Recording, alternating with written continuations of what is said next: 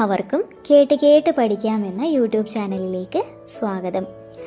നമ്മൾ ഇന്ന് പഠിക്കാൻ പോകുന്നത് മൗലിക അവകാശങ്ങളെക്കുറിച്ചാണ്. ഫണ്ടമെൻ്റൽ റൈറ്റ്സ് ആണ് നമ്മൾ ഇന്ന് കേട്ട് പഠിച്ച് സെറ്റാവാൻ പോകുന്നത്. എല്ലാ എക്സാമിനും ഒഴിവാക്കാൻ പറ്റാത്ത ഒരു മേഖലയാണ്, വളരെ വളരെ ഇമ്പോർട്ടൻ്റ് ആയിട്ടുള്ളൊരു മേഖലയും കൂടിയാണ്. അപ്പോൾ ഒരു തവണ മാത്രം ക്ലാസ് കേട്ടു എന്ന് വെച്ചിട്ട് നിങ്ങൾക്കത് മൈൻഡിൽ നിൽക്കണമെന്നില്ല. റിപ്പീറ്റ് കേൾക്കുക, പിന്നീട് എന്ത് ചെയ്യണം, റീകോൾ ചെയ്തെടുക്കാൻ ശ്രമിക്കണം. ഓരോ പോയിൻറ്റിൻ്റെയും ഉത്തരം നമുക്ക് തന്നെ കിട്ടണം. അതിലാണ് നിങ്ങൾ പഠിത്തം കഴിഞ്ഞു എന്നുള്ളത് മനസ്സിലാക്കേണ്ടത്. ജസ്റ്റ് വായിച്ചു വിട്ടിട്ടോ കേട്ടിട്ടോ കാര്യമില്ല. ഓക്കെ ആണല്ലോ? അപ്പോൾ മാക്സിമം കാര്യങ്ങൾ സിമ്പിളാക്കി ബുള്ളറ്റ് പോയിന്റ് പോലെ മൈൻഡിൽ റീകോൾ ചെയ്തെടുത്ത് ശീലിക്കുക. അപ്പോൾ നമുക്ക് നേരെ ക്ലാസ്സിലേക്ക് പോവാം. മൗലിക അവകാശങ്ങൾ, ഫണ്ടമെൻ്റൽ റൈറ്റ്സ് അല്ലേ. എന്താണ് ശരിക്കും മൗലിക അവകാശം എന്ന് പറഞ്ഞു കഴിഞ്ഞാൽ അതന്നെ ഒരു ക്വസ്റ്റ്യൻ ആയി അല്ലേ. എന്താണ്? ഒരു വ്യക്തിക്ക് ഒരു കാരണവശാലും നിഷേധിക്കാൻ പാടില്ലാത്ത അവകാശങ്ങളാണ് മൗലിക അവകാശങ്ങൾ അല്ലേ. ഒരാൾക്ക് എന്ത് ചെയ്യാൻ പാടില്ല? ഒരു കാരണവശാലും നിഷേധിക്കാൻ പാടില്ല. അങ്ങനെയുള്ള അവകാശങ്ങളാണ് മൗലിക അവകാശങ്ങൾ. അല്ലെങ്കിൽ എങ്ങനെ പറയാം, ഒരു പൗരൻ്റെ ബേസിക് ആയിട്ടുള്ള അവകാശങ്ങളാണ് മൗലിക അവകാശങ്ങൾ. ഇതെന്ത് ചെയ്യാൻ പാടില്ല? ഗവൺമെൻറ്റിന് പോലും ലംഘിക്കാൻ പാടില്ല എന്ന് ഭരണഘടന നിർദ്ദേശിക്കുന്നുണ്ട്. ഓക്കെ ആണല്ലോ? അപ്പോൾ എന്താ പറഞ്ഞത്? ഒരു വ്യക്തിക്ക് ഒരു കാരണവശാലും നിഷേധിക്കാൻ പാടില്ലാത്ത അവകാശങ്ങളാണ് മൗലിക അവകാശങ്ങൾ, അല്ലെങ്കിൽ ബേസിക് ആയിട്ടുള്ള അവകാശങ്ങളാണ് മൗലിക അവകാശങ്ങൾ എന്ന് പറയുന്നത്. അതെന്ത് ചെയ്യാൻ പാടില്ല? ഗവൺമെൻറ് പോലും ലംഘിക്കാൻ പാടില്ല അല്ലേ. അത് ഭരണഘടനയിൽ നിർദ്ദേശിക്കുന്നുണ്ട്. പിന്നെ നമ്മൾ മനസ്സിലാക്കേണ്ടത് ഭരണഘടനയിൽ ഏത് ഭാഗത്താണ് മൗലിക അവകാശങ്ങൾ ഉൾപ്പെടുത്തിയിരിക്കുന്നത് എന്നുള്ളതാണ്. റിപ്പീറ്റ് ചോദിച്ച് PSCക്ക് പോലും അടുത്തൊരു ക്വസ്റ്റ്യൻ ആണ്. ഭാഗം 3 ഭരണഘടനയിൽ മൗലിക അവകാശങ്ങൾ ഉൾപ്പെടുത്തിയിരിക്കുന്നത്. എവിടെയാണ്? ഭാഗം 3. മൗലിക അവകാശം ഭാഗം 3 ഏതൊക്കെ ആർട്ടിക്കിളാണ്? ആർട്ടിക്കിൾ 12 മുതൽ 35 വരെയാണ് ഭരണഘടനയിൽ മൗലിക അവകാശങ്ങളെ കുറിച്ച് പ്രതിപാദിക്കുന്നത്. ഭാഗം 3 ആർട്ടിക്കിൾ 12 മുതൽ 35 വരെ. ഓക്കെ ആണല്ലോ? ഇനി എവിടെ നിന്നാണ് ഈ മൗലിക അവകാശം എന്ന് പറയുന്ന ഒരു ആശയം ഇന്ത്യ കടമെടുത്തിരിക്കുന്നത്? അമേരിക്കയിൽ നിന്നാണ്. എവിടെ നിന്നാണ്? അമേരിക്കയിൽ നിന്നാണ് മൗലിക അവകാശങ്ങൾ എന്ന് പറയുന്ന ആശയം ഇന്ത്യ കടമെടുത്തിരിക്കുന്നത്. പിന്നെയുള്ളത് മൗലിക അവകാശങ്ങളുടെ സംരക്ഷകൻ. അതാരാണ്? സുപ്രീം കോടതിയാണ് അല്ലേ. മൗലിക അവകാശങ്ങളുടെ സംരക്ഷകൻ എന്നറിയപ്പെടുന്നത് സുപ്രീം കോടതിയാണ്. അതെന്തുകൊണ്ടാണ് അങ്ങനെ പറയുന്നത്? നമുക്ക് എന്ത് ചെയ്യാൻ പറ്റും? നമ്മുടെ മൗലിക അവകാശങ്ങൾ ലംഘിക്കപ്പെട്ട് കഴിഞ്ഞാൽ കോടതി വഴി നമുക്ക് നേടിയെടുക്കാൻ പറ്റും അല്ലേ. നമ്മൾ മുന്നേ ക്ലാസ്സിൽ പറഞ്ഞിട്ടുണ്ടായിരുന്നു റിട്ടുകൾ അല്ലേ. ഡീറ്റെയിൽഡ് ആയിട്ട് ക്ലാസ് എടുത്തിട്ടുണ്ട്. അപ്പോൾ അത് കേൾക്കാത്തവരുണ്ടെങ്കിൽ ജസ്റ്റ് ഒന്ന് അത് കേൾക്കുക. അപ്പോൾ മൗലിക അവകാശങ്ങളുടെ സംരക്ഷകൻ സുപ്രീം കോടതിയാണ്. അപ്പോൾ നമ്മുടെ മൗലിക അവകാശങ്ങൾ ലംഘിക്കപ്പെടുന്ന സമയത്ത് എന്ത് ചെയ്യാം? നമുക്ക് കോടതി വഴി നേടിയെടുക്കാം. അപ്പോൾ മൗലിക അവകാശങ്ങളുടെ സംരക്ഷണത്തിനുള്ള ഉപകരണമാണ് അപ്പോൾ എന്ത്? റിട്ട് വഴിയാണ് എന്താണ് അറിയപ്പെടുന്നത്? മൗലിക അവകാശങ്ങളുടെ സംരക്ഷണത്തിനുള്ള ഉപകരണം എന്നാണ് റിട്ട് അറിയപ്പെടുന്നത്. സെറ്റാണല്ലോ? പിന്നെ വരുന്നത് മൗലിക അവകാശങ്ങൾ ചില സമയത്ത് നമുക്ക് റദ്ദ് ചെയ്യാം അല്ലേ. അടിയന്തരാവസ്ഥ കാലഘട്ടത്തിൽ എന്ത് ചെയ്യാൻ പറ്റും? റദ്ദ് ചെയ്യാൻ പറ്റും. ആർക്ക് പറ്റും? രാഷ്ട്രപതിക്കാണ് അതിനുള്ള അധികാരം. അപ്പം അടിയന്തരാവസ്ഥ കാലഘട്ടത്തിൽ എന്ത് ചെയ്യാം? മൗലിക അവകാശം രാഷ്ട്രപതിക്ക് റദ്ദ് ചെയ്യാം. സെറ്റാണല്ലോ? ഇനി അടുത്തത് ബേസിക്കായിട്ട് മനസ്സിലാക്കേണ്ടത്, ഈ ഭരണഘടന നിലവിൽ വരുന്ന സമയത്ത് 7 മൗലിക അവകാശങ്ങളാണ് ഉള്ളത്. ഇപ്പം എത്രയുള്ളത്? 6 എണ്ണാണുള്ളത്. അതായത് സ്റ്റാർട്ടിങ്ങിൽ ഭരണഘടന വരുന്ന സമയത്ത് 7 മൗലിക അവകാശം, ഇപ്പം എന്തായി? 6 മൗലിക അവകാശങ്ങളായിട്ട് മാറി. അപ്പോൾ ഒരു മൗലിക അവകാശം കുറഞ്ഞിട്ടുണ്ടല്ലേ. അപ്പോൾ അതെന്താണ്? സ്വത്തവകാശമാണ്. അതായത് 44 ഭരണഘടനാ ഭേദഗതി പ്രകാരം സ്വത്തവകാശം എന്ത് ചെയ്തിട്ടുണ്ട്? മൗലിക അവകാശങ്ങളിൽ നിന്ന് നീക്കം ചെയ്തിട്ടുണ്ട്. നിലവിൽ ഈ സ്വത്തവകാശം എന്താണ്? ഒരു നിയമാവകാശം മാത്രമാണ്. മനസ്സിലായോ? അതായത് 7 മൗലിക അവകാശങ്ങളിൽ നിന്ന് സ്വത്തവകാശത്തെ മൗലിക അവകാശത്തിൽ നിന്ന് എടുത്തു മാറ്റി. അതിപ്പോൾ ഒരു നിയമാവകാശമാണ്. അത് ഏത് ഭരണഘടന ഭേദഗതി പ്രകാരം മാറ്റിയത്? 44 ഭരണഘടനാ ഭേദഗതി 1978. മാറിപ്പോവാൻ പാടില്ല. 44 4 4 8 ആ രീതിയിലൊന്ന് കണക്ട് ചെയ്യുക. 44 ഭരണഘടനാ ഭേദഗതി 1978. സ്വത്തവകാശം എന്താണ്? ഇപ്പോൾ ഒരു നിയമാവകാശമാണല്ലേ. അപ്പോൾ ഈ സ്വത്തവകാശത്തെ 44-ാം ഭരണഘടനാ ഭേദഗതി പ്രകാരം ഭരണഘടനയിൽ കൂട്ടിച്ചേർത്തത് 12-ാം ഭാഗത്താണ്. 12-ാമത് ഭാഗത്തിലാണ് സ്വത്തവകാശം കൂട്ടിച്ചേർത്തത്. അത് ഏതാ വകുപ്പ്? ആർട്ടിക്കിൾ 300A ആണ്. അപ്പോൾ 44-ാം ഭരണഘടനാ ഭേദഗതി പ്രകാരം ഭരണഘടനയിൽ കൂട്ടിച്ചേർത്തത് ആർട്ടിക്കിൾ 300A ആണ്. 12-ാം ഭാഗത്താണ്. ഭേദഗതി വർഷം ഏതാ? 44-ാം ഭരണഘടനാ ഭേദഗതി 1978, 448 ആ രീതിയിൽ കണക്ട് ചെയ്യാം. സെറ്റാണല്ലോ. ഇനി നമുക്ക് എന്തൊക്കെയാണ് ഇന്ത്യൻ ഭരണഘടന ഉറപ്പ് നൽകുന്ന മൗലികാവകാശങ്ങൾ എന്ന് നോക്കാം. അപ്പോൾ നമ്മൾ പറഞ്ഞു 7 എണ്ണം ഉണ്ടായിരുന്നു. അതിൽ സ്വത്തവകാശം നിയമാവകാശമായി ഇനിയിപ്പോൾ എത്രയുണ്ട്? 6 എണ്ണം ഉണ്ട്. ഏതൊക്കെയാ? സമത്വത്തിനുള്ള അവകാശം, സ്വാതന്ത്ര്യത്തിനുള്ള അവകാശം, ചൂഷണത്തിനെതിരെയുള്ള അവകാശം, മതസ്വാതന്ത്ര്യത്തിനുള്ള അവകാശം, സാംസ്കാരികവും വിദ്യാഭ്യാസപരവുമായ അവകാശം, ഭരണഘടനാ പ്രതിവിധികൾക്കുള്ള അവകാശം. ഇത്രയും മൗലിക അവകാശങ്ങളാണ് ഇന്ത്യൻ ഭരണഘടന ഉറപ്പ് നൽകുന്നത്. ഒന്നാമത്തെ എന്താണ്? സമത്വം. 2 സ്വാതന്ത്ര്യം. സമത്വം, സ്വാതന്ത്ര്യം, ചൂഷണത്തിനെതിരെയുള്ള അവകാശം, പിന്നെയോ മതസ്വാതന്ത്ര്യം, സാംസ്കാരികവും വിദ്യാഭ്യാസപരമായ അവകാശം, ഭരണഘടനാ പ്രതിവിധികൾക്കുള്ള അവകാശം. സെറ്റാണല്ലോ. അപ്പോൾ ഇതിൻ്റെ ഓരോ പോയിന്റ് വെച്ചിട്ട് നമ്മൾ നോക്കും അല്ലേ, എന്താണ് ഇനി ഇതിൻ്റെ അകത്ത് ഉൾക്കൊള്ളുന്നത് എന്നുള്ളത്. അപ്പോൾ സമത്വത്തിനുള്ള അവകാശം വരുന്നത് ആർട്ടിക്കിൾ 14 മുതൽ 18 ആണ്. അതായത് നിയമത്തിന് മുന്നിൽ സമത്വം അല്ലെങ്കിൽ നിയമം മുഖേന തുല്യ സംരക്ഷണം, അതാണ് സമത്വത്തിനുള്ള അവകാശത്തിൽ വരുന്നത്. അതായത് ഒരു പൗരനും നിയമത്തിന് മുന്നിൽ എന്തില്ല? പ്രത്യേക പരിഗണന ലഭിക്കില്ല. എല്ലാവരും ഈക്വൽ ആണ് അല്ലേ. എല്ലാ പൗരന്മാരും ഈക്വൽ ആണ് നിയമത്തിന് മുന്നിൽ. ആർക്കും ഇന്ന പരിഗണനയൊന്നുമില്ല. സെറ്റാണല്ലോ. അതാണ് നിയമസമത്വം. ഒരു പൗരന് നിയമത്തിന് മുന്നിൽ പ്രത്യേക പരിഗണന ലഭിക്കില്ല. All are equal. സെറ്റല്ലേ. പിന്നെ വരുന്ന തുല്യ നിയമ സംരക്ഷണം. ഇന്ത്യയിൽ നിർമ്മിക്കപ്പെടുന്ന നിയമങ്ങൾ എന്താണ്? എല്ലാ പൗരന്മാരെയും ഒരുപോലെ സംരക്ഷിക്കും. അതിൽ ഒരാളെ അടിച്ചമർത്താലോ ഒരാളെ രക്ഷിക്കലോ അങ്ങനെയൊന്നുമില്ല. എന്താണ്? തുല്യ നിയമ സംരക്ഷണമാണ്. എല്ലാവർക്കും എന്താണ്? ഒരുപോലെ സംരക്ഷിക്കും. സെറ്റാണല്ലോ. അപ്പോൾ ഒന്നാമത്തത് ആർട്ടിക്കിൾ 14 വരുന്നത് നിയമത്തിന് മുന്നിൽ സമത്വം അല്ലെങ്കിൽ നിയമ മുഖേന തുല്യ സംരക്ഷണം. അല്ലെങ്കിൽ സിമ്പിളായിട്ട് പറഞ്ഞു കഴിഞ്ഞാൽ ഇത്രയേ ഉള്ളൂ. ഇന്ത്യക്കകത്ത് ഒരു വ്യക്തിക്കും നിയമത്തിന് മുന്നിൽ സമത്വവും നിയമം മുഖേനയുള്ള തുല്യ സംരക്ഷണവും നിഷേധിക്കാൻ പാടില്ല. സെറ്റാണല്ലോ. പിന്നെ നമ്മൾ മനസ്സിലാക്കേണ്ടത് ഈ ആർട്ടിക്കിൾ 14 പ്രകാരം നിയമത്തിന് മുന്നിൽ തുല്യത എന്നുള്ള ഒരു ഭരണഘടനാ തത്വത്തിൽ നിന്ന് ഇളവ് ലഭിക്കുന്ന പദവിയാണ് രാഷ്ട്രപതിക്കും ഗവർണർക്കും. ഓക്കെ ആണല്ലോ. രാഷ്ട്രപതി ഗവർണറിന് എന്ത് ചെയ്യുന്നുണ്ട്? ആർട്ടിക്കിൾ 14 പ്രകാരം നിയമത്തിന് മുന്നിൽ തുല്യത എന്നുള്ള ഭരണഘടനാ തത്വത്തിൽ നിന്ന് ഇളവ് ലഭിക്കുന്നുണ്ട്. അതേപോലെ ഈ ആർട്ടിക്കിൾ 14 ഭരണഘടനേൻ്റെ ബേസിക് ആയിട്ടുള്ള ഘടകങ്ങളിൽ ഒന്നായിട്ട് നിർവചിച്ചിട്ടുണ്ട്. അതുകൊണ്ട് തന്നെ എന്താണ്? ഭരണഘടന ഭേദഗതി പ്രകാരം ആർട്ടിക്കിൾ 14 എന്ത് ചെയ്യാൻ പാടില്ല? നീക്കം ചെയ്യാനോ അല്ലെങ്കിൽ അതിൻ്റെ അതിൻ്റെ അടിസ്ഥാന സ്വഭാവത്തിൽ മാറ്റം വരുത്താനോ സാധിക്കില്ല. ഓക്കെ ആണല്ലോ. അപ്പോൾ ഒന്നാമത്തത് ആർട്ടിക്കിൾ 14 നിയമത്തിന് മുന്നിൽ സമത്വം അല്ലെങ്കിൽ നിയമം മുഖേന തുല്യ സംരക്ഷണം. 14 അല്ലേ, സമത്വത്തിനുള്ള അവകാശം. അടുത്തെന്താണ്? ഇതിൽ 14 മുതൽ 18 വരെയാണ് സമത്വത്തിനുള്ള അവകാശം അല്ലേ. അപ്പോൾ 14 വരുന്നതാണ് നിയമത്തിന് മുന്നിലുള്ള സമത്വം. നിയമം ഒന്നാമത് നിയമമാണ്. അടുത്തത് ആർട്ടിക്കിൾ 15 ആണ്. 15 എന്താ പറയുന്നത്? വിവേചനത്തിൽ നിന്നുള്ള സംരക്ഷണമാണ്. അത് എങ്ങനെയുള്ള വിവേചനം? മതം, വംശം, ജാതി, ലിംഗം, ജന്മസ്ഥലം എന്നിവയുടെ അടിസ്ഥാനത്തിലുള്ള വിവേചനം നിരോധിക്കുന്നതാണെന്ത്? ആർട്ടിക്കിൾ 15. ഓക്കെ ആണല്ലോ. അതായത് ജാതിയുടെ പേരിലോ മതത്തിൻ്റെ പേരിലോ ലിംഗത്തിൻ്റെ പേരിലോ അല്ലെങ്കിൽ ജന്മസ്ഥലത്തിൻ്റെ പേരിലോ ഇതിലൊന്നും എന്ത് ചെയ്യാൻ പാടില്ല? വിവേചനം പാടില്ല. അതേതാണ് ആർട്ടിക്കിൾ 15. ജാതി, ലിംഗം, ജന്മസ്ഥലം, വംശം, മതം എന്നിവയിൽ നിന്നുള്ള അടിസ്ഥാനത്തിലുള്ള വിവേചനം നിരോധിക്കുന്നു. ഓക്കെ ആണല്ലോ. അടുത്തത് ആർട്ടിക്കിൾ 16 ആണ്. 16 പ്രകാരം എന്താണ്?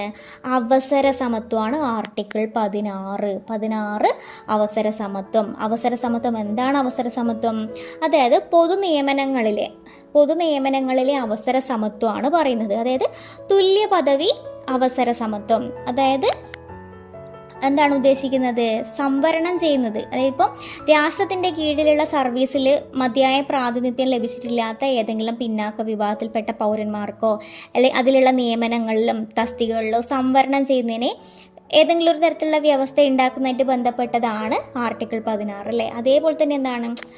അവസര സമത്വം എല്ലാവർക്കും എന്ത് ചെയ്യുന്നുണ്ട്, അവസരം വരുന്നുണ്ട് അല്ലേ. പിന്നോക്ക വിഭാഗത്തിൽപ്പെട്ട പൗരന്മാർക്കും എല്ലാവർക്കും എന്ത് ചെയ്യുന്നുണ്ട്, അവസര സമത്വം വരുന്നുണ്ട്. മീൻസ് അതിൽ സംവരണവും ഉൾക്കൊള്ളുന്നുണ്ട്. മനസ്സിലായല്ലോ. അതായത് സിമ്പിളായിട്ട് ഇത്രയേ ഉള്ളൂ. അതായത് പൊതു നിയമനങ്ങളിലുള്ള അവസര സമത്വമാണ് ആർട്ടിക്കിൾ 16. ഓക്കെ ആണല്ലോ. ഇനി 17 വളരെ ഇമ്പോർട്ടൻ്റ് ആണ്. PSC ചോദിച്ച് മടുത്തിയ ഒന്നാണ് ആർട്ടിക്കിൾ 17 അയിത്ത നിർമാർജനം. ഏതാണ്? ആർട്ടിക്കിൾ 17 അയിത്ത നിർമാർജനം. സെറ്റാണല്ലോ, ഇമ്പോർട്ടൻ്റ് ആണ്, ഒരുപാട് തവണ ചോദിച്ച ഒരു ക്വസ്റ്റ്യനുമാണ്. അപ്പോൾ ആർട്ടിക്കിൾ 17 എന്താണ് വരുന്നത്? അയിത്ത നിർമാർജനം. അതേപോലെ തന്നെ ചോദിച്ച വേറൊരു പ്രീവിയസ് ക്വസ്റ്റ്യൻ ആണ്, തൊട്ടുകൂടായ്മ നിരോധന നിയമം നിലവിൽ വന്നത് 1955. ഇതൊക്കെ പ്രീവിയസ് ക്വസ്റ്റ്യൻ ആണ്, ഒരുപാട് തവണ ചോദിച്ചിട്ടുണ്ട്, അപ്പോൾ പഠിച്ചേ പറ്റൂ. അപ്പോൾ അയിത്ത നിർമാർജനമാണ് ആർട്ടിക്കിൾ 17. മഹാത്മാഗാന്ധി കീ ജയ് എന്ന മുദ്രാവാക്യത്തോടു കൂടി പാസാക്കിയ ആർട്ടിക്കിളാണ് ആർട്ടിക്കിൾ 17. മഹാത്മാഗാന്ധി കീ ജയ് എന്ന മഹാത്മാഗാന്ധി കീ ജയ് എന്ന മുദ്രാവാക്യത്തോടു കൂടി പാസാക്കിയ ആർട്ടിക്കിളാണ് ആർട്ടിക്കിൾ 17. അല്ലെങ്കിൽ എന്ത് പറയാം, അസ്പൃശ്യത നിരോധനം വ്യവസ്ഥ ചെയ്യുന്ന ആർട്ടിക്കിൾ ഏതാ ചോദിച്ചു കഴിഞ്ഞാലും ആർട്ടിക്കിൾ 17 ആണ്. അതായത് അൺടച്ചബിലിറ്റി. ഓക്കെ ആണല്ലോ. അപ്പോൾ ആർട്ടിക്കിൾ 17 എന്താണ് പറഞ്ഞത്? അയിത്ത നിർമാർജനമാണ് അല്ലെങ്കിൽ അയിത്താചരണമാണ്. ഏതാണ്? ആർട്ടിക്കിൾ 17 തൊട്ടുകൂടായ്മ നിരോധന നിയമം നിലവിൽ വന്നത് 1955. മഹാത്മാഗാന്ധി കീ ജയ് എന്ന മുദ്രാവാക്യത്തോടു കൂടി പാസാക്കിയ ആർട്ടിക്കിളാണ് ആർട്ടിക്കിൾ 17, അല്ലെ അൺടച്ചബിലിറ്റി ആർട്ടിക്കിൾ 17. പക്ഷെ എന്താണ് ഈ അയിത്തം എന്ന് പറയുന്ന ഒരു വേർഡ് എന്ത് ചെയ്യുന്നില്ല, ഭരണഘടനയിൽ എവിടെയും നിർവചിച്ചിട്ടില്ല. അതായത് അയിത്തം എന്ന് പറയുന്ന ഒരു പദം എന്ത് ചെയ്യുന്നില്ല, ഭരണഘടനയിലോ ആക്ടിലോ ഒന്നും നിർവചിച്ചിട്ടില്ല. പക്ഷെ എന്താണ്, അൺടച്ചബിലിറ്റി നിരോധനം വ്യവസ്ഥ ചെയ്യുന്ന ആർട്ടിക്കിളാണ് 17. ഓക്കെ ആണല്ലോ. അടുത്തത് ആർട്ടിക്കിൾ 18 ആണ്. ആർട്ടിക്കിൾ 18 എട്ട് എന്ന് പറയുമ്പോൾ തലക്കെട്ട് തന്നെ ആലോചിക്കുക. 8 തലക്കെട്ടുകളുടെ നിരോധനം, സ്ഥാനപ്പേര് നിർത്തലാക്കലാണ്. അതായത് സൈനികമോ അല്ലെങ്കിൽ വിദ്യാഭ്യാസപരമോ ആയതൊഴികെ, ഇപ്പം വിദ്യാഭ്യാസപരമായതോ അല്ലെ സൈനികമായിട്ടുള്ളതൊഴികെ ബാക്കിയുള്ള എല്ലാ ബഹുമതികളും പേരിനൊപ്പം ചേർക്കുന്നതിനുള്ള വിലക്കുന്നതാണ് ആർട്ടിക്കിൾ 18. 8 തലക്കെട്ട് അല്ലേ. അതായത് ഒന്നുകിൽ സൈനികമോ അല്ലെങ്കിൽ വിദ്യാഭ്യാസപരമായിട്ടുള്ളതൊഴികെ ബാക്കി എല്ലാ ബഹുമതികളും പേരിനൊപ്പം ചേർക്കുന്നതിന് വിലക്കുന്നതാണ് ഇത് ആർട്ടിക്കിൾ 18. സെറ്റാണല്ലോ. അപ്പോൾ നമ്മുടെ എന്താണ് മൗലിക അവകാശങ്ങളിൽ ഒന്നാമത്തത് സമത്വത്തിനുള്ള അവകാശമാണ്. അത് 14 മുതൽ 18 ആണ് വരുന്നത്. 14 നിയമത്തിന് മുന്നിലുള്ള അല്ലെങ്കിൽ നിയമം മുഖേന തുല്യ സംരക്ഷണം വരുന്നത്. 15 വിവേചനത്തിൽ നിന്നുള്ള സംരക്ഷണം അല്ലേ, ജാതി, ലിംഗം, ജന്മസ്ഥലം, വംശം ഇതിൻ്റെ അകത്തുനിന്നൊക്കെയുള്ള വിവേചനം നിരോധിക്കുന്നത്. 16 അവസര സമത്വം അല്ലേ, പൊതു നിയമനങ്ങളിലെ അവസര സമത്വം ഉറപ്പുവരുത്തുന്നതാണ് 16. 17 എന്താണ്, അസ്പൃശ്യത അൺടച്ചബിലിറ്റി അല്ലേ, അയിത്ത നിർമാർജനമാണ് ആർട്ടിക്കിൾ 17. 18 8 തലക്കെട്ട് നിരോധനം അല്ലേ, സൈനികം വിദ്യാഭ്യാസമായിട്ടുള്ളത് ഒഴികെ ബാക്കിയെല്ലാം എന്ത് ചെയ്യും, വിലക്കുന്നതാണ് ആർട്ടിക്കിൾ 18. അടുത്ത നമുക്ക് എന്താണ് പഠിക്കാനുള്ളത്, 19 മുതൽ 22 വരെ ഏതാണ്, സ്വാതന്ത്ര്യമാണ് അല്ലേ. സ്വാതന്ത്ര്യത്തിനുള്ള അവകാശം ആർട്ടിക്കിൾ 19 മുതൽ 22 വരെ. Article 19 to 22 സെറ്റാണല്ലോ. അപ്പോൾ എന്താണ് സ്വാതന്ത്ര്യത്തിനുള്ള അവകാശം? അതായത് നമ്മുടെ സ്വാതന്ത്ര്യത്തിനുള്ള അവകാശങ്ങളാണ് ശരിക്കും പറഞ്ഞു കഴിഞ്ഞാൽ മൗലിക അവകാശങ്ങളുടെ നട്ടെല്ല് എന്ന് പറയുന്നത്. അപ്പോൾ മൗലിക അവകാശങ്ങളുടെ നട്ടെല്ല് എന്ന് വിശേഷിപ്പിക്കുന്ന എന്താണ്, സ്വാതന്ത്ര്യത്തിനുള്ള അവകാശമാണ്. അതായത് നമ്മുടെ സിമ്പിളായിട്ട് സ്വാതന്ത്ര്യം എന്ന് പറഞ്ഞു കഴിഞ്ഞാൽ നമ്മളെ ചിന്തയുടെയും മീൻസ് നമുക്ക് ചിന്തിക്കാനുള്ളതും അല്ലെങ്കിൽ നമ്മുടെ സ്വാതന്ത്ര്യം പറയുമ്പോൾ തന്നെ മനസ്സിലാവുമല്ലോ അതിപ്പോൾ എന്താ കണക്ട് ചെയ്യുക. അപ്പോൾ നമ്മളെ സ്വാതന്ത്ര്യത്തിനുള്ള അവകാശങ്ങളാണ് മൗലികാവകാശങ്ങളുടെ നട്ടെല്ല് എന്ന് പറയുന്നത്. ഓക്കെ ആണല്ലോ. അപ്പോൾ ഒന്നാമത് വരുന്നത് ആർട്ടിക്കിൾ 19 ആണ് അല്ലേ. ആർട്ടിക്കിൾ 19 ഈ ആർട്ടിക്കിൾ 19 പ്രകാരം എന്ത് ചെയ്യുന്നുണ്ട്, 6 മൗലിക സ്വാതന്ത്ര്യങ്ങൾ ഉൾക്കൊള്ളിച്ചിരിക്കുന്നുണ്ട്. 6 മൗലിക സ്വാതന്ത്ര്യങ്ങൾ ആർട്ടിക്കിൾ 19 പ്രകാരമുണ്ട്. അതിൽ ഒന്നാമത് വരുന്നത് 19(1)(a) എന്താണ് വരുന്നത്, സംസാരത്തിനും ആശയപ്രകടനത്തിനുമുള്ള സ്വാതന്ത്ര്യം. ഒന്നാമത് സംസാരിക്കാനും ആശയപ്രകടനത്തിനുള്ള സ്വാതന്ത്ര്യം. രണ്ടാമത് 19(1)(b) വരുന്ന എന്താണ്, നിരായുധരായി സമാധാനപരമായി ഒത്തുചേരാനുള്ള സ്വാതന്ത്ര്യം. ഇനി 19(1)(c) വരുന്നത് സംഘടനകളും പ്രസ്ഥാനങ്ങളും രൂപവൽക്കരിക്കുന്നതിനുള്ള അവകാശമാണ്. പിന്നെ 19(1) വരുന്നത് ഇന്ത്യയിലുടനീളം സഞ്ചരിക്കാനുള്ള സ്വാതന്ത്ര്യം. 19(1) വരുന്നത് എവിടെ വേണേലും സഞ്ചരിക്കാനുള്ള അല്ലെ താമസിക്കാനുള്ള സ്വാതന്ത്ര്യമാണ്.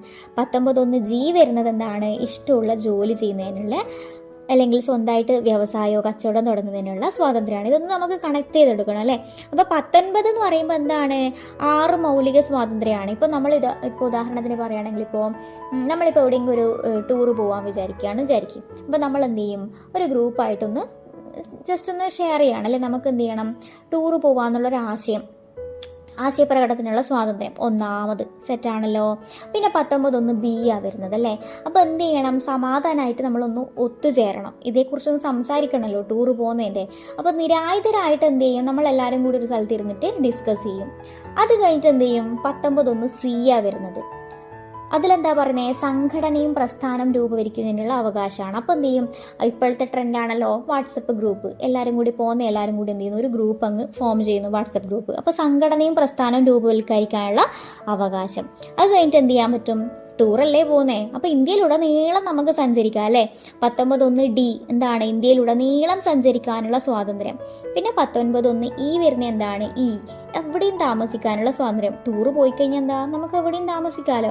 പിന്നെന്താണ്? ടൂറ് പോയിട്ട് പിന്നെ പൈസ തീർന്നു കഴിഞ്ഞാൽ എന്ത് ചെയ്യുക? അവിടെ നമുക്ക് ജോലിയും ചെയ്യാം അല്ലേ. 19(1) ജോലി എന്ന് തന്നെ ആലോചിക്കുക. ജോലി. അപ്പോൾ ഇഷ്ടമുള്ള ജോലി ചെയ്യുന്നതിനും സ്വന്തമായിട്ട് വ്യവസായമോ കച്ചവടം തുടങ്ങുന്നതിനും സ്വാതന്ത്ര്യം. അപ്പോൾ 19(1) എന്താണ്? നമ്മൾ ആദ്യം ആശയം പറയും അല്ലേ, ടൂറ് പോവാം. അപ്പോൾ സംസാരത്തിനും ആശയപ്രകടനത്തിനുള്ള സ്വാതന്ത്ര്യം. 19(1) എന്താണ്? ടൂറ് പോകുന്നത് നമുക്ക് എന്ത് ചെയ്യണം? ഒരു സ്ഥലത്തിരുന്ന് ഡിസ്കസ് ചെയ്യണം അല്ലേ. എങ്ങനെയാണ്? നിരായുധരായി സമാധാനപരമായി ഒത്തുചേരാനുള്ള സ്വാതന്ത്ര്യം. ടൂറ് പോകേണ്ടതെല്ലാം സംസാരിച്ചൊന്ന് ക്ലിയർ ആയി. അടുത്ത് എന്ത് ചെയ്യാണ്? നമ്മൾ പോകുന്നവരെല്ലാവരെയും ചേർത്തൊരു ഗ്രൂപ്പ് ആക്കുകയാണ്. 19(1) എന്താണ്? സംഘടനയും അല്ലെ പ്രസ്ഥാനങ്ങളും രൂപവൽക്കരിക്കുന്നതിനുള്ള അവകാശമാണ്. അപ്പോൾ പോകേണ്ടതെല്ലാം തീരുമാനമായി. എവിടെ പോവാം? ഇന്ത്യയിലുടനീളം സഞ്ചരിക്കുക. 19(1) എന്താണ്? ഇന്ത്യയിലുടനീളം സഞ്ചരിക്കാനുള്ള സ്വാതന്ത്ര്യം. 19(1) എവിടെയും താമസിക്കുക അല്ലേ. ടൂറ് പോയിട്ട് നമുക്ക് എന്ത് ചെയ്യാം? എവിടെയും താമസിക്കുക. 19(1) ആണ് എവിടെയും താമസിക്കുന്നതിനുള്ള സ്വാതന്ത്ര്യം. 19(1) എന്താണ്? ടൂറ് പോയി പൈസ കാലിയായിട്ട് എന്ത് ചെയ്യുക? ഇഷ്ടമുള്ള ജോലിയൊക്കെ ചെയ്യുക. G4 ജോലി തന്നെ ആലോചിക്കുക. ജോലി ചെയ്യുന്നതിനുള്ള അല്ലെ സ്വന്തമായിട്ട് വ്യവസായം കച്ചവടം തുടങ്ങുന്നതിനുള്ള സ്വാതന്ത്ര്യം. സെറ്റാണല്ലോ. അപ്പോൾ സ്വാതന്ത്ര്യത്തിനുള്ള അവകാശം ഒന്നാമത് ആർട്ടിക്കിൾ 19 ആണ്. 6 മൗലിക സ്വാതന്ത്ര്യങ്ങളാണ് പ്രൊവൈഡ് ചെയ്യുന്നത്. സെറ്റ്. അടുത്ത് എന്താണ്? 19 കഴിഞ്ഞിട്ട് നമ്മൾ ഓൾറെഡി പറഞ്ഞിട്ടുണ്ട് അടിയന്തരാവസ്ഥ കാലഘട്ടത്തിൽ എന്ത് ചെയ്യാം? രാഷ്ട്രപതിക്ക് മൗലിക അവകാശം റദ്ദ് ചെയ്യാന്നല്ലേ. അപ്പോൾ ഈ ആർട്ടിക്കിൾ 19 എന്ത് ചെയ്യാം? അനുച്ഛേദം 358 പ്രകാരം അടിയന്തരാവസ്ഥ കാലത്ത് റദ്ദ് ചെയ്യാം. ആർട്ടിക്കിൾ 19 അനുച്ഛേദം 358 പ്രകാരം അടിയന്തരാവസ്ഥ കാലത്ത് എന്ത് ചെയ്യാം? റദ്ദ് ചെയ്യാം. അപ്പോൾ സമത്വത്തിനുള്ള അവകാശം 14-18 നമ്മൾ പറഞ്ഞു. സ്വാതന്ത്ര്യത്തിനുള്ള അവകാശം 19-22 ആണെന്ന് പറഞ്ഞു. അതിൽ 19 എന്താണ്? സ്വാതന്ത്ര്യത്തിനുള്ള അവകാശം. ഇനി നമ്മൾ പഠിക്കാൻ പോകുന്നത് ആർട്ടിക്കിൾ 20 ആണ്. ആർട്ടിക്കിൾ 20 എന്താ പറയുന്നത്? കുറ്റങ്ങൾ സ്ഥാപിക്കുന്നത് സംബന്ധിച്ചുള്ള സംരക്ഷണമാണ് ആർട്ടിക്കിൾ 20. ആർട്ടിക്കിൾ 20 എന്താണ്? കുറ്റങ്ങൾ സ്ഥാപിക്കുന്നത് സംബന്ധിച്ചുള്ള സംരക്ഷണം. അത് നമുക്ക് 3 ടോപ്പിക്കായിട്ടാണ് പഠിക്കാനുള്ളത്. ഒന്നാമത് വരുന്നത് no ex post facto law ആണ്. No ex post facto law എന്താണ്? ഇതിൽ നമുക്ക് 3 പോയിന്റാണ് നമുക്ക് പഠിക്കാനുള്ളത്. അതായത് ഒന്നാമത്, ഇപ്പം കുറ്റം ചെയ്യുന്ന സമയത്ത് എന്തായിരുന്നോ നിയമം, അതായിരിക്കണം അയാൾക്ക് ശിക്ഷ വിധിക്കുന്ന സമയത്തുള്ള നിയമം അല്ലേ. അതായത് ഇപ്പം ഒരാൾക്ക് ഒരു കുറ്റം ചെയ്ത് അതിൻ്റെ ശിക്ഷ വരുന്നത് 5-6 വർഷം കഴിഞ്ഞിട്ടാണെങ്കിൽ കുറ്റം ചെയ്യുന്ന സമയത്തെ നിയമമായിരിക്കണം എന്ത് ചെയ്യുന്നത്? അയാൾക്ക് ചുമത്തേണ്ടത്. അതായത് ശിക്ഷ വിധിക്കുന്ന സമയത്ത് ചുമത്തേണ്ടത് ആ ടൈം ചെയ്ത സമയത്തുള്ള നിയമമായിരിക്കണം. ഓക്കെ ആണല്ലോ. പിന്നെ എന്താണ്? മുൻകാല പ്രാബല്യത്തോടെ എന്ത് ചെയ്യാൻ പാടില്ല? ക്രിമിനൽ നിയമം പാസ്സാക്കാൻ പാടില്ല. മുൻകാല പ്രാബല്യത്തോടെ ക്രിമിനൽ നിയമം പാസ്സാക്കാൻ പാടില്ല. പിന്നെ വരുന്നത് നിലവിലുള്ള നിയമത്തെ ലംഘിക്കുന്ന ആളാണ് കുറ്റവാളി. ഈ 3 കാര്യങ്ങളാണ് ഈ ഒരു ടോപ്പിക്കിൽ വരുന്നത്. പിന്നെ നമുക്ക് പഠിക്കാനുള്ള എന്താണ്? No double jeopardy. അതായത് ഒരു കുറ്റത്തിനു ഒരു വ്യക്തിയെ ഒന്നിലധികം തവണ പ്രോസിക്യൂട്ട് ചെയ്യാനോ ശിക്ഷിക്കാനോ പാടില്ല. നമ്മളിപ്പം ഒരു കുറ്റം ചെയ്തു, അയാൾ അതിനു വേണ്ടി ഒരു തവണ മാത്രമേ എന്ത് ചെയ്യാൻ പാടുള്ളൂ? ശിക്ഷിക്കാൻ പാടുള്ളൂ. എന്ത് ചെയ്യാൻ പാടില്ല? റിപ്പീറ്റ് ചെയ്യാൻ പാടില്ല. ഒരു കുറ്റത്തിന് ഒരു വ്യക്തിനെ ഒന്നിലധികം തവണ ശിക്ഷിക്കാനോ പ്രോസിക്യൂട്ട് ചെയ്യാനോ പാടില്ല. അടുത്തത് നോ സെൽഫ് ഇൻക്രിമിനേഷൻ. അതായത് എന്താണ്, സിമ്പിളായിട്ട് പറഞ്ഞു കഴിഞ്ഞാൽ ഒരു വ്യക്തിനെ എന്ത് ചെയ്യാൻ പാടില്ല, അയാൾക്കെതിരെ തെളിവുണ്ടാക്കാൻ പ്രേരിപ്പിക്കാൻ പാടില്ല. ഇപ്പോൾ സിനിമയിലൊക്കെ കാണുന്നില്ലേ, നമ്മൾ ബ്ലാക്ക് മെയിൽ ചെയ്തിട്ട് അല്ലെങ്കിൽ ഉപദ്രവിച്ചിട്ടൊക്കെ എന്ത് ചെയ്യും, കുറ്റം സ്വയം ഏൽക്കാൻ വേണ്ടിയിട്ട് പ്രേരിപ്പിക്കും അല്ലേ. അങ്ങനെ ഒരു വ്യക്തി അയാൾക്കെതിരെ തന്നെ തെളിവ് നൽകാൻ വേണ്ടിയിട്ട് പ്രേരിപ്പിക്കാൻ പാടില്ല. അപ്പോൾ അടുത്ത വരുന്നത് ആർട്ടിക്കിൾ 21 ജീവിക്കുന്നതിനും വ്യക്തി സ്വാതന്ത്ര്യത്തിനുമുള്ള അവകാശമാണ് ആർട്ടിക്കിൾ 21. വളരെ ഇമ്പോർട്ടൻ്റ് ആണ്. ഈ സ്വാതന്ത്ര്യത്തിനുള്ള അവകാശങ്ങളിൽ ഏറ്റവും ഇമ്പോർട്ടൻ്റ് ആണ് ആർട്ടിക്കിൾ 21.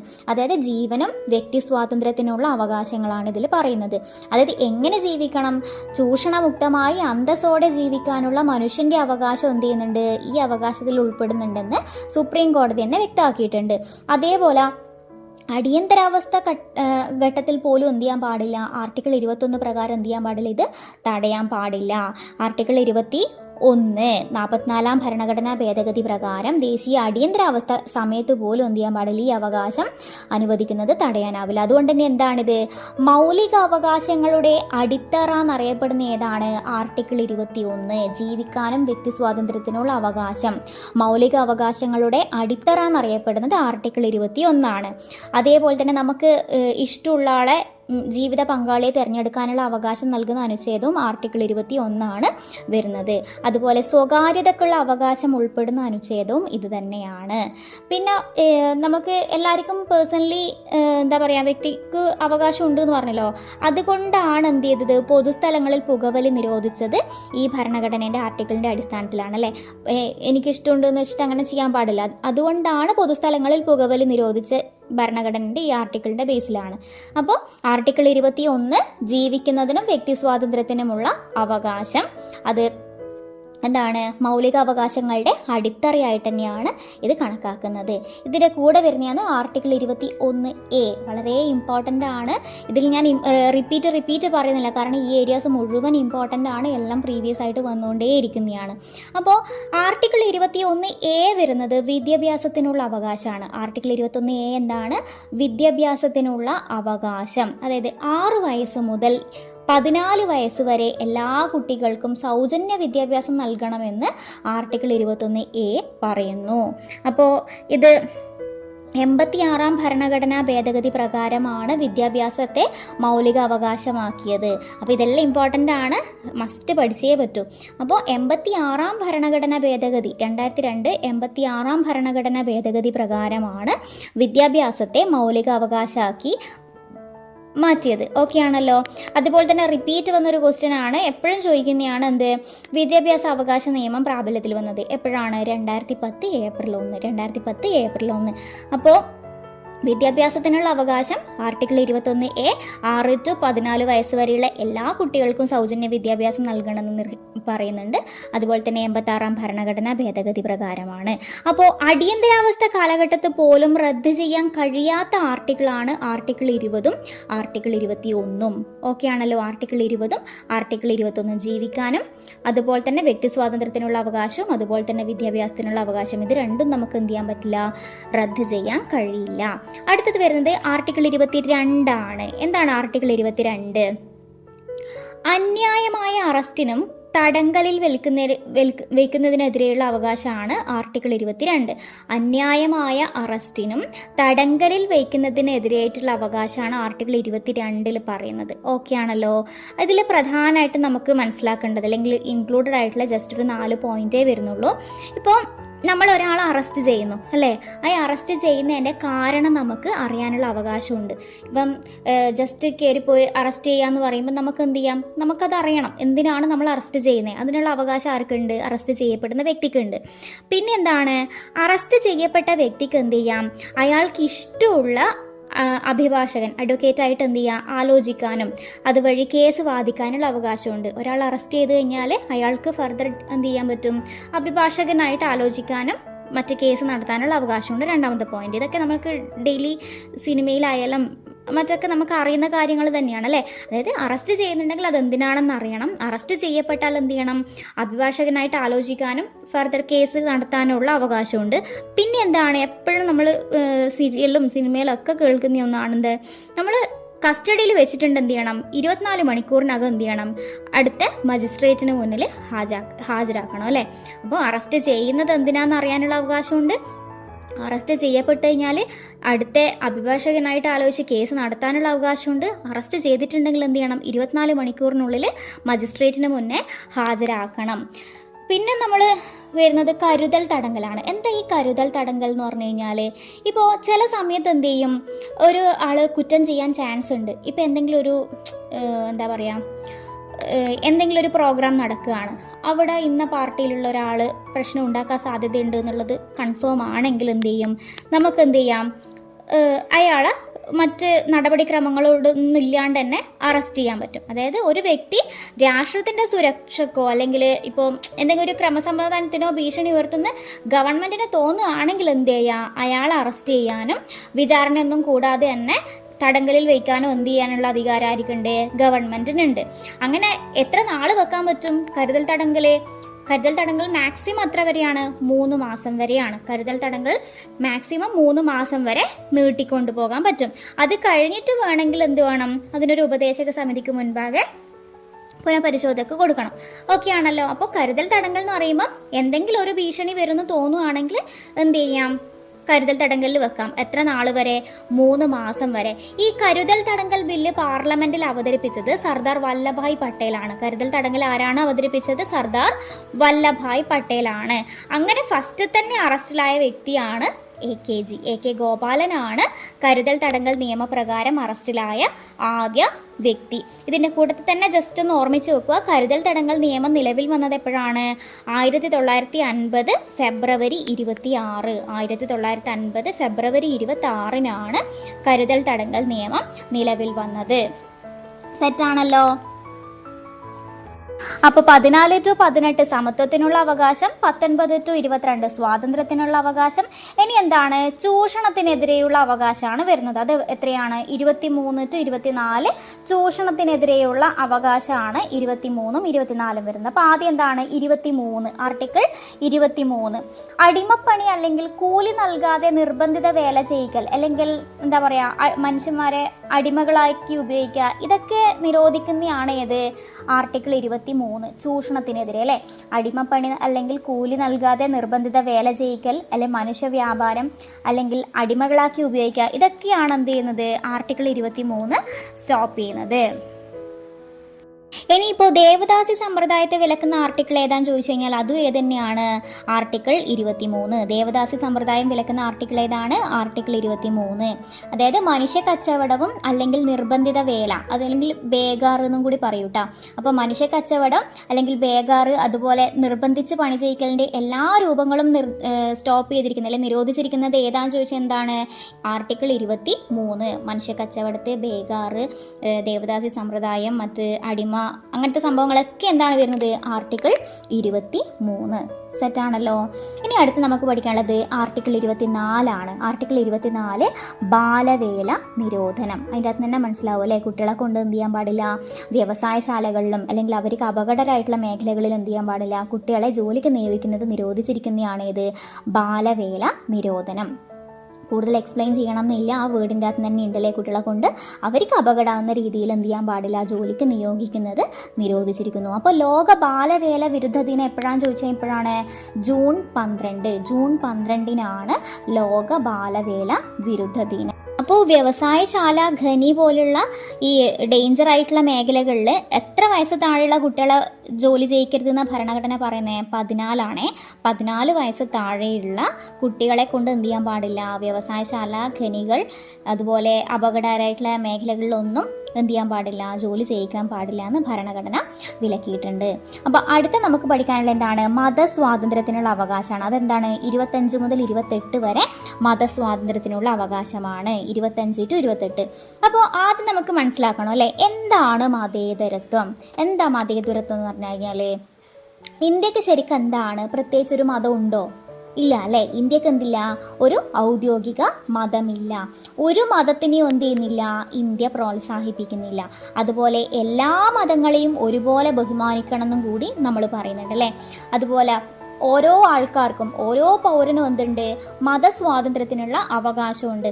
അപ്പോൾ നമ്മളൊരു മതം സ്വീകരിച്ചു എന്നുള്ളതിൻ്റെ പേരിൽ എന്ത് ചെയ്യാൻ പാടില്ല, വിവേചനം പാടില്ല. അപ്പോൾ എന്തൊക്കെയാ പറഞ്ഞത്, ഇന്ത്യക്കൊരു ഔദ്യോഗിക മതമില്ല, ഒരു മതത്തെയും ഇന്ത്യ പ്രോത്സാഹിപ്പിക്കുന്നുമില്ല, എല്ലാ മതങ്ങളെയും ഒരുപോലെ ബഹുമാനിക്കുകയും വേണം, അതുപോലെ പൗരന് മതസ്വാതന്ത്ര്യത്തിനുള്ള അവകാശമുണ്ട്, അതേപോലെ ഒരു മതം സ്വീകരിച്ചു എന്നുള്ള അടിസ്ഥാനത്തിൽ എന്ത് ചെയ്യാൻ പാടില്ല, വിവേചനവും പാടില്ല. അതേപോലെ മതേതരത്വം എന്ന് പറയുന്ന പദം ഭരണഘടനയിലെ 42-ാം ഭേദഗതി പ്രകാരം ആമുഖത്തിൽ കൂട്ടിച്ചേർത്തിട്ടുണ്ട് 1976. അതും അങ്ങനെ കണക്ട് ചെയ്യണം. 42-ാം ഭേദഗതി 4ഉം 2ഉം 6 കൂട്ടിക്കഴിഞ്ഞാൽ ആ രീതിയിൽ കണക്ട് ചെയ്യാം. അപ്പോൾ മതേതരത്വം എന്ന പദം ഭരണഘടനയിൽ കൂട്ടിച്ചേർത്ത ഭേദഗതി ഏതാണ്, 42-ാം ഭേദഗതി 1976. അപ്പോൾ മതസ്വാതന്ത്ര്യത്തിനുള്ള അവകാശത്തിൽ ആദ്യം നമ്മൾ എന്താണ്, മതേതരത്വം പറഞ്ഞു അല്ലേ. ഇന്ത്യക്ക് ഒരു പ്രത്യേക മതമില്ല, എല്ലാ മതത്തിനെയും മീൻസ് ഒരു മതത്തിനെയും ഇന്ത്യ പ്രോത്സാഹിപ്പിക്കുന്നില്ല, എല്ലാ മതങ്ങളെയും ഒരുപോലെ ബഹുമാനിക്കണം, ഓരോ ആൾക്കും സ്വാതന്ത്ര്യത്തിനുള്ള അവകാശമുണ്ട്, അതുപോലെ തന്നെ എന്ത് ചെയ്യാൻ പാടില്ല, ഒരു മതം സ്വീകരിച്ചതിൻ്റെ പേരിൽ അവരെ വിവേചനം കാണിക്കാനും പാടില്ല. അപ്പോൾ ഇതാണ് മെയിനായിട്ട് നമുക്ക് മതേതരത്വം എന്നുള്ള രീതിയിൽ നമ്മൾ മനസ്സിലാക്കിയെടുക്കേണ്ടത്. ഇനി ആർട്ടിക്കിൾ 25 പ്രകാരം എന്താ പറയുന്നത്, ആർട്ടിക്കിൾ 25 സ്വതന്ത്രമായിട്ട് നമുക്ക് എന്ത് ചെയ്യാം, ഏത് മതത്തിലും വിശ്വസിക്കാനും അതുപോലെ തന്നെ നമുക്ക് ആചരിക്കാനും പ്രചരിപ്പിക്കാനും എന്തുണ്ട്, നമുക്ക് അവകാശമുണ്ട് അല്ലേ. അതായത് സ്വതന്ത്രമായി ഏത് മതം വേണ്ടിക്കലും വിശ്വസിക്കാനും ആചരിക്കാനും ആർട്ടിക്കിൾ 25 പ്രകാരം നമുക്ക് സ്വാതന്ത്ര്യം ഉണ്ട്. അതുപോലെ ഇത് പൗരന്മാർക്കും അതുപോലെ തന്നെ വിദേശികൾക്കും അനുവദനീയമാണ് അല്ലേ. ഇന്ന മതേ വിശ്വസിക്കാൻ പാടുള്ളൂ എന്നില്ല, നമുക്ക് ഏത് മതത്തിലും വിശ്വസിക്കാനുള്ള അത് പ്രചരിപ്പിക്കാനുള്ള അവകാശമുണ്ട്. അതാണ് ആർട്ടിക്കിൾ 25. അതുപോലെ തന്നെ ഈ ആർട്ടിക്കിൾ പ്രകാരം സാമൂഹ്യക്ഷേമം ഉറപ്പാക്കുകയും അതുപോലെ തന്നെ പൊതു ഹിന്ദുമത സ്ഥാപനങ്ങൾ എല്ലാ ഹിന്ദുക്കൾക്കായി തുറന്നു കൊടുക്കുകയും ചെയ്തിട്ടുണ്ട്.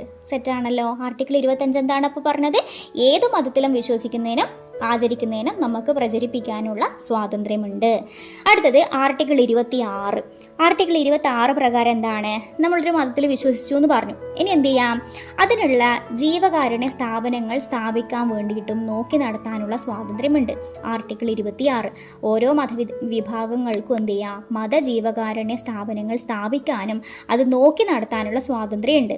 അതുപോലെ തന്നെ മതപരമായിട്ടുള്ള ഓരോരോ ആചാരങ്ങൾ ഉണ്ടല്ലോ, അപ്പോൾ ആ ആചാരങ്ങളൊക്കെ തീരുമാനിക്കാനുള്ള അവകാശം എന്തുണ്ട്, അതാത് മതങ്ങൾക്കുണ്ട്. അതായത് ജീവകാരുണ്യം പ്രവർത്തനങ്ങൾ നടത്താം എന്നുള്ള അർത്ഥം. ഓക്കെ ആണല്ലോ. അടുത്തത് ആർട്ടിക്കിൾ 27 ആണ്. 27 പ്രകാരം എന്താ പറയുന്നത്, ഏതെങ്കിലും ഒരു മതത്തിൻ്റെയോ മതവിഭാഗത്തിൻ്റെയോ എക്സ്പാൻഷൻ വിപുലീകരണത്തിന് വേണ്ടിയിട്ട് എന്ത് ചെയ്യാൻ പാടില്ല, ഒരു വ്യക്തിയും നികുതി അടക്കാൻ നിർബന്ധിതരല്ല. അതായത് ഒരു പ്രത്യേക ഒരു മതം അല്ലെങ്കിൽ ഏതെങ്കിലും ഒരു മതത്തിന് വേണ്ടിയിട്ട് അവരുടെ വിപുലീകരണത്തിന് വേണ്ടിയിട്ട് നമുക്ക് നികുതി അടക്കണമെന്ന് നിർബന്ധം പറഞ്ഞു കഴിഞ്ഞാൽ നമുക്ക് അടക്കേണ്ട കാര്യമില്ല, നികുതി അടക്കാൻ നിർബന്ധിതരല്ല. ആർട്ടിക്കിൾ 27 ഏതെങ്കിലും ഒരു മതത്തിൻ്റെയോ മതവിഭാഗത്തിൻ്റെയോ വിപുലീകരണത്തിനോ പരിപാലനത്തിനോ വേണ്ടിയിട്ട് എന്ത് വേണ്ട, ഒരു വ്യക്തിയും നികുതി അടക്കാൻ നിർബന്ധിതരല്ല. ആർട്ടിക്കിൾ 27 നികുതി അടക്കൽ എന്നുള്ളത് ഓർമ്മിക്കുക. ആർട്ടിക്കിൾ 28 ആണ് അടുത്തത്. അതിൽ പറയുന്നത് എന്താണ്, അപ്പം ഇത്രയും കാര്യങ്ങളൊക്കെ നമ്മൾ കൊടുത്തു അല്ലേ, എല്ലാ മതത്തിലും വിശ്വസിക്കാം 25, ജീവകാരുണ്യ സ്ഥാപനങ്ങൾ സ്ഥാപിക്കാം 26, 27 നികുതി അടക്കണ്ട. ഇനി 28ലേക്ക് വന്നാൽ എന്താണ്, ഈ ഗവൺമെൻറ് നടത്തുന്ന വിദ്യാഭ്യാസ സ്ഥാപനങ്ങളിൽ എന്ത് ചെയ്യാൻ പാടില്ല, മത ആചാരങ്ങൾ നടത്താനോ അല്ലെങ്കിൽ പ്രത്യേക ഒരു മതം പ്രോത്സാഹിപ്പിക്കാൻ വേണ്ടിയിട്ട് അടിച്ചേൽപ്പിക്കാനോ പാടില്ല. അതായത് സിമ്പിളായിട്ട് ഇത്രയേ ഉള്ളൂ, ഗവൺമെൻറ് നടത്തുന്ന വിദ്യാഭ്യാസ സ്ഥാപനങ്ങളിൽ മത ആചാരങ്ങൾ നടത്താനും പാടില്ല, അതിന് മത ആചാരങ്ങൾ നിർബന്ധമാക്കാനും പാടില്ല. അതാണ് ആർട്ടിക്കിൾ 28. സെറ്റാണല്ലോ. ഇനി അടുത്തത് സാംസ്കാരികവും വിദ്യാഭ്യാസപരമായിട്ടുള്ള അവകാശങ്ങളാണ്. അത് 29ഉം 30ഉമാണ് വരുന്നത്. അതായത് ന്യൂനപക്ഷ പദവി എന്താണ്, മതത്തെ മാത്രം ആശ്രയിച്ചിട്ടുള്ളതല്ല അല്ലേ. ന്യൂനപക്ഷ പദവി എന്ന് പറയുന്ന ഒരു മതത്തിനെ മാത്രം ആശ്രയിച്ചിട്ടുള്ളതല്ല, അവരുടെ ഭാഷാപരവും അതുപോലെ തന്നെ സാംസ്കാരികപരമായിട്ടുള്ള ന്യൂനപക്ഷങ്ങളൊക്കെ എന്ത് ചെയ്യുന്നുണ്ട്, ഇതിലേക്ക് വരുന്നുണ്ട്. അപ്പോൾ സിമ്പിളായിട്ട് പറഞ്ഞു കഴിഞ്ഞാൽ സാംസ്കാരികവും വിദ്യാഭ്യാസപരമായിട്ടുള്ള ന്യൂനപക്ഷ സംരക്ഷണമാണ് ഈ ഒരു ഇതിൽ വരുന്നത്. അപ്പോൾ ആർട്ടിക്കിൾ 29 ആണ്, 29ഉം 30ഉമാണ് ഇതിൽ വരുന്നത്. 29ആണ് ഏത് വരുന്നത്, ഇന്ത്യൻ ഭരണഘടനയിൽ ന്യൂനപക്ഷം എന്ന് പറയുന്ന പദം തന്നെ ആദ്യമായിട്ട് പ്രത്യക്ഷപ്പെടുന്നത് ആർട്ടിക്കിൾ 29. അതായത് ഇന്ത്യൻ ഭരണഘടനയിൽ ന്യൂനപക്ഷം എന്ന പദം ആദ്യമായി പ്രത്യക്ഷപ്പെടുന്ന ആർട്ടിക്കിളാണ് ആർട്ടിക്കിൾ 29. ഇതിലെന്താ ചെയ്യുന്നത്, നമ്മുടെ ഇന്ത്യയിലെ ഒരു പ്രത്യേക ഭൂപ്രദേശത്തോ അല്ലെങ്കിൽ ഏതെങ്കിലും ഒരു ഭാഗത്തോ താമസിച്ച് വരുന്നിട്ടുള്ള ആൾക്കാരിൽ അവരുടേതായിട്ടുള്ള ഒരു ഭാഷയോ ലിപിയോ സംസ്കാരമോ അവർക്ക് സ്വന്തമായിട്ടുണ്ടാവും അല്ലേ. അങ്ങനെയുള്ള വിഭാഗത്തിന് എന്ത് ചെയ്യുക, സംരക്ഷിക്കാനുള്ള അവകാശം ഉള്ളതാണ് ആർട്ടിക്കിൾ 29. അതായത് ന്യൂനപക്ഷ സംരക്ഷണം തന്നെ. അപ്പോൾ ഫസ്റ്റ് വന്നത് ഭരണഘടനയിൽ ന്യൂനപക്ഷം എന്ന് പറഞ്ഞ വേർഡ് വന്നത് എപ്പോഴാണ്? ആർട്ടിക്കിൾ 29ലാണ്. സിമ്പിളായിട്ട് ഇത്രയേ ഉള്ളൂ. ഭാരതത്തിൻ്റെ ഭൂപ്രദേശത്തോ അതിൻ്റെ ഏതെങ്കിലും ഭാഗത്തോ താമസിച്ചു വരുന്ന പൗരന്മാരിൽ ഭിന്നമായ ഒരു ഭാഷയോ ലിപിയോ സംസ്കാരമോ സ്വന്തമായുള്ള ഏതൊരു വിഭാഗത്തിനും അത് സംരക്ഷിക്കുന്നതിന് അവകാശം ഉണ്ട് എന്നാണ് ആർട്ടിക്കിൾ 29 പറയുന്നത്. അതെന്നെ കണക്റ്റഡ് ആയിട്ട് വരുന്നതാണ് ആർട്ടിക്കിൾ 30. അതിലെന്താ പറയുന്നത്? ഈ ന്യൂനപക്ഷങ്ങൾക്ക് എന്ത് ചെയ്യാം, സ്വന്തം ഇഷ്ടപ്രകാരം എന്ത് ചെയ്യാം, അവർക്ക് വിദ്യാഭ്യാസ സ്ഥാപനങ്ങൾ ആരംഭിക്കാം. അത് നടത്തുന്നതിനുള്ള അവകാശം ഉറപ്പു നൽകുന്നതാണ് എന്ത് ചെയ്യുന്നത്? ആർട്ടിക്കിൾ 30. 29 സ്റ്റാർട്ട് ചെയ്യുന്നു, ന്യൂനപക്ഷം എന്ന് പറയുന്ന വേർഡ് വന്നു, അതിന് എന്ത് ചെയ്യാം, സംരക്ഷിക്കാനുള്ള അവകാശം ഉണ്ട് എന്നുള്ളത് 29. 30 ആയി കഴിഞ്ഞാൽ എന്താണ്? ഈ ന്യൂനപക്ഷങ്ങൾക്ക് എന്ത് ചെയ്യാം, അത് സംരക്ഷിക്കാനുള്ളതും വിദ്യാഭ്യാസ സ്ഥാപനങ്ങൾ, അതിൻ്റെ ഒരു ഡെവലപ്മെൻറ്റ് എന്നുള്ള രീതിയിൽ ആലോചിക്കുക.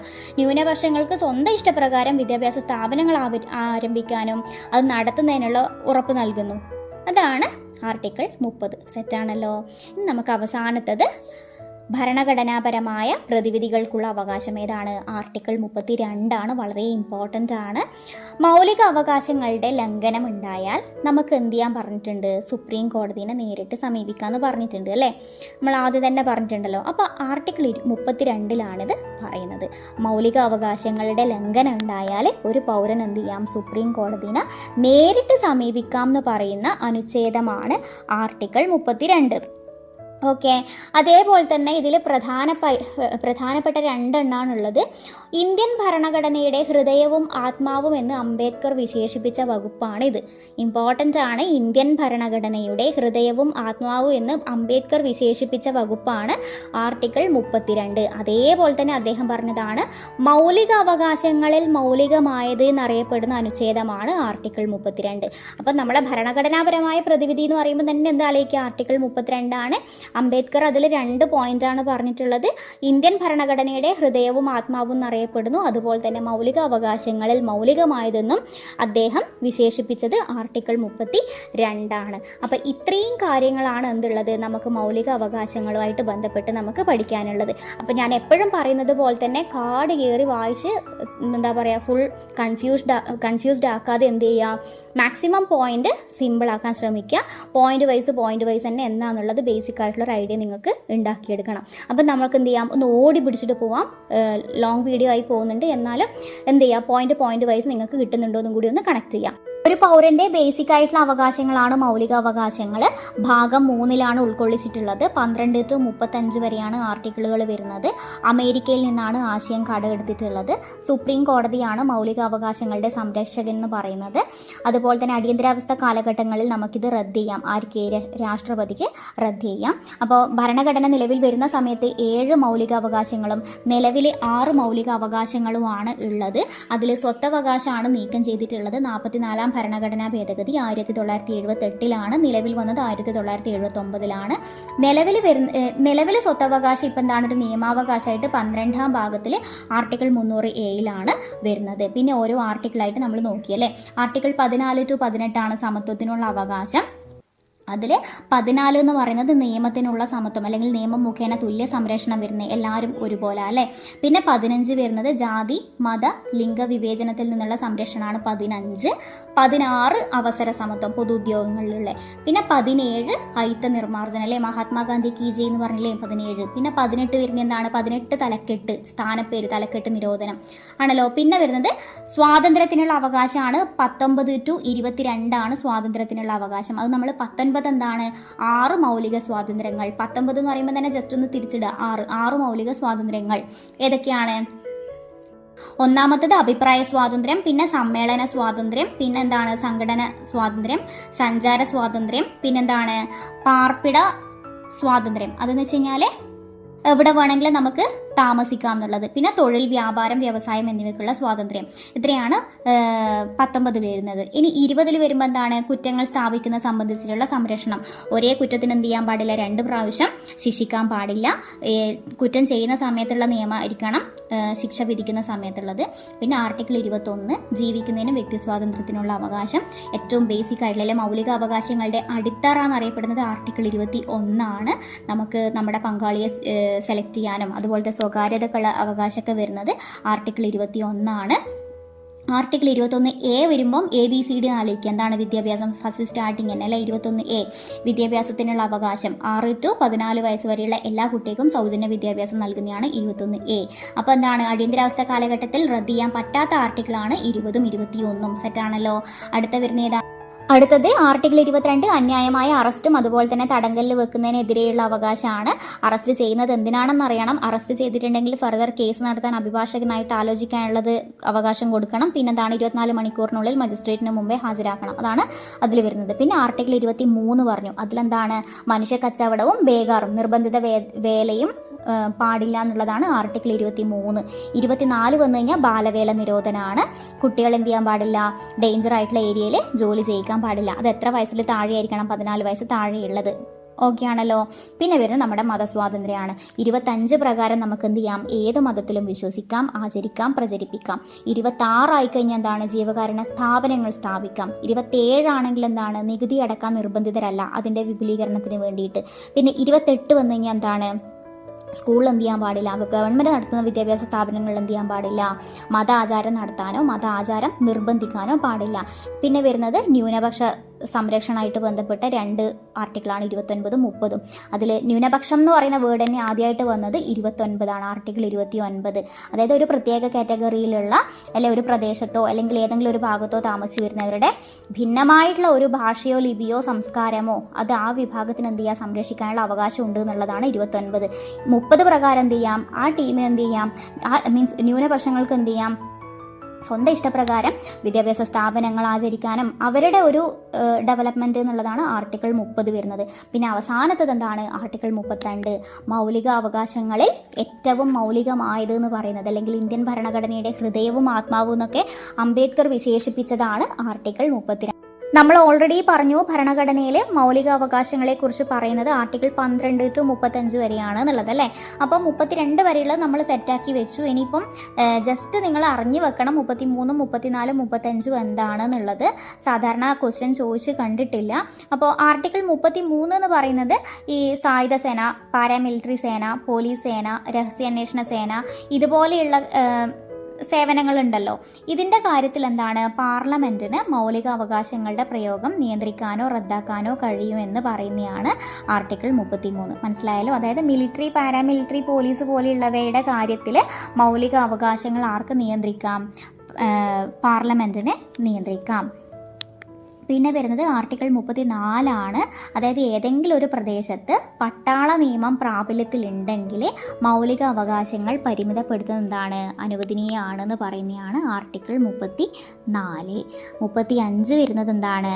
നിർദ്ദിഷ്ട മീൻസ് നമ്മളെ മൗലിക അവകാശങ്ങൾ പ്രാബല്യം വരുത്തുന്നതിന് നിയമങ്ങൾ നിർമ്മിക്കാനുള്ള അധികാരം പാർലമെൻറ്റിന് മാത്രമേ ഉള്ളൂ, സംസ്ഥാന നിയമസഭകൾക്കില്ല എന്നുള്ളതാണ് ആർട്ടിക്കിൾ 35. ഓക്കെ ആണല്ലോ. അപ്പോൾ 33 മിലിറ്ററി, പാരാമിലിറ്ററി, പോലീസ് ഫോഴ്സ് പോലെയുള്ളവയ്ക്കുള്ള മൗലിക അവകാശങ്ങളുടെ നിയന്ത്രണം എന്താണ്? പാർലമെൻറ്റിനാണ് വരുന്നത്. 34 ആണെങ്കിൽ എന്താണ്? പട്ടാള നിയമം ഉണ്ടെങ്കിൽ എന്താണ്? മൗലിക അവകാശം പരിമിതപ്പെടുത്താൻ അനുവദനീയമാണ്. 35 എന്താണ്? മൗലിക അവകാശം പ്രാബല്യം വരുത്തുന്നതിന് എന്താണ്? നിയമം നിർമ്മിക്കാനുള്ള അധികാരം പാർലമെൻറ്റിന് മാത്രമേ ഉള്ളൂ, സംസ്ഥാന നിയമസഭകൾക്ക് ഇല്ല. അപ്പോൾ ഇത്രയും പോയിൻറ്റ്സ് ആണ് മൗലികാവകാശങ്ങളിൽ നമുക്ക് പഠിക്കാനുള്ളത്. അപ്പോൾ എപ്പോഴും പറയുന്നത് പോലെ തന്നെ മാക്സിമം സിമ്പിളാക്കിയിട്ട് പഠിക്കാൻ ശ്രമിക്കുക. പിന്നീട് റിലാക്സ് ആയിട്ട് പോയിൻ്റ് റീകളക്ട് ചെയ്യാൻ കിട്ടുന്നുണ്ടോയെന്ന് കൂടി ഒന്ന് ശ്രദ്ധിക്കുക. അതേപോലെ തന്നെ എന്തെങ്കിലും ഡൗട്ട് ഉണ്ടെങ്കിൽ ജസ്റ്റ് ഒന്ന് കമൻറ്റ് ചെയ്യുക. ഇന്നത്തെ ക്ലാസ് ഇഷ്ടമായിട്ടുണ്ടെങ്കിൽ ജസ്റ്റ് ഒന്ന് സബ്സ്ക്രൈബ് ചെയ്ത് ഒന്ന് സപ്പോർട്ട് ചെയ്യുക. അതേപോലെ തന്നെ എന്തെങ്കിലും കമൻറ്റ്സ് അഭിപ്രായമായിട്ടുണ്ടെങ്കിൽ അതും കൂടി ഒന്ന് രേഖപ്പെടുത്തുക. അപ്പോൾ അടുത്ത ക്ലാസ്സിൽ പുതിയ ടോപ്പിക്കായിട്ട് കേട്ടുമുട്ടുവരേക്കും ബൈ.